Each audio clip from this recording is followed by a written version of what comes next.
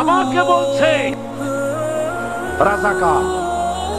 শুধুমাত্র হিন্দুস্তানের রাজাকারেরাই আমাকে রাজাকার বলতে পারে। আমি রাজাকার নই। সুতরাং আমাকে যারা রাজাকার বলবে তারা পিতৃ পরিচয়হীন অবৈধ সন্তান। আমাকে রাজাকার বলে জনগণ থেকে বিচ্ছিন্ন করবা, জনগণ থেকে আমারে বিচ্ছিন্ন করা যাবে না। আজ আমাকে কথা বলতেই হবে ইনশাআল্লাহ, কারণ আগামীতে আবার আপনাদের সাথে দেখা হবে কিনা আমি জানি না। কথা বলতেই হবে। বিড়ালের মতো 500 বছর বেঁচে থাকার কোনো লাভ নাই। সিংহের মতো 1 ঘন্টা বাঁচতে চাই। আমি দেখতে পাচ্ছি বাংলাদেশের ভাগ্য আকাশে উত্তর গগনে কালো মেঘ জমা হয়েছে। ঝড়ের পূর্বাভাস লক্ষ্য করছি। যদি মোকাবেলা করতে না পারেন সক্ষম ভাবে, এমন অন্ধকার গাঢ় কালো অমাবস্যার রাত আসতে পারে যার শুভে সাদে খাওয়া অসম্ভব। সুতরাং আপনারা কি কাপুরুষের মতো কাফের মুশরিকদের গোলামি করে মরতে চান? বিড়ালের মতো 500 বছর বেঁচে থাকার কোনো লাভ নাই। সিংহের মতো 1 ঘন্টা বাঁচতে চাই। তারপর বলছি কি, এরপরে বলছে আমাকে বলছে রাজাকার। শুনে রাখো চট্টগ্রামের লক্ষ লক্ষ জনতা, পার্লামেন্টে যখন আমাকে এই কথা বলা হয়েছিল, আমার পার্লামেন্টের কলিগ জাফরুল্লাহ চৌধুরী সাহেব বসে আছেন এখানে, জাফরুল ইসলাম চৌধুরী বসে আছেন পাশে, প্রধানমন্ত্রী সুদ্ধা, অন্তত 3 শতাধিক পার্লামেন্টের সম্মানিত সদস্যরা সেদিন বসা। 1997 সনের বাজেট বক্তৃতা যখন আমি করতেছিলাম, ডক্টর কুদরতে খোদা, নাম রাখছে কুদরতে খোদা, আসলে গজবে খোদা। এই লোকটি নাস্তিক, ইসলামের চূড়ান্ত দুশমন। তার প্রণীত শিক্ষা ব্যবস্থা যখন সমালোচনা করছিলাম, ট্রেজারি বেঞ্চ থেকে আমাকে বলা হলো রাজাকার। আমি আমার সমস্ত শক্তি একত্রিত করে বলেছিলাম শুধুমাত্র হিন্দুস্তানের রাজাকারেরাই আমাকে রাজাকার বলতে পারে।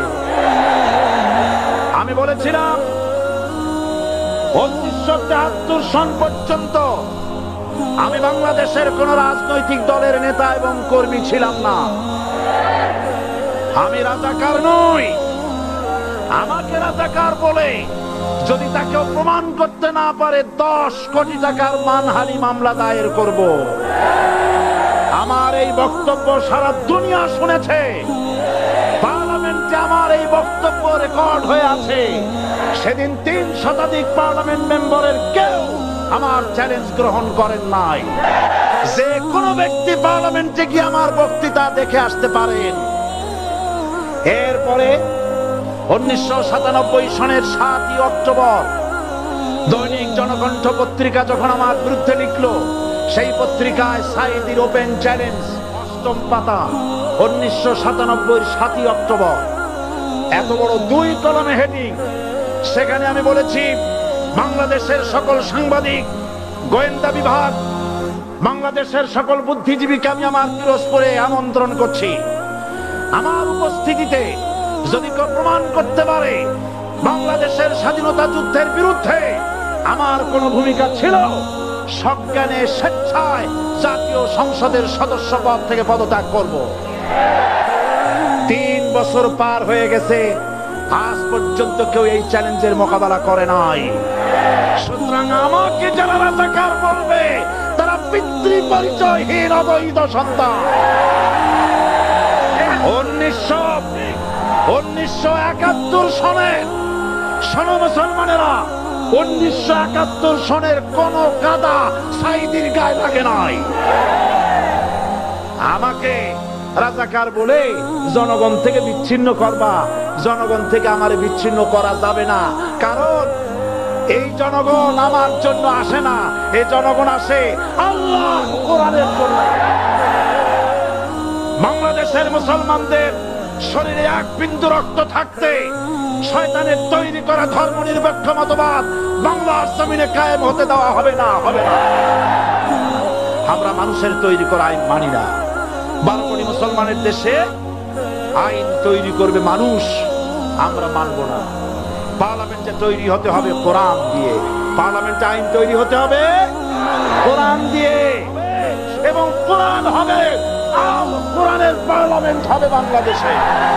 ধর্মের নামে রাজনীতি নয়, আমরা ধর্মীয় রাজনীতি করি, আমরা এই কোরআনের রাজনীতি করি।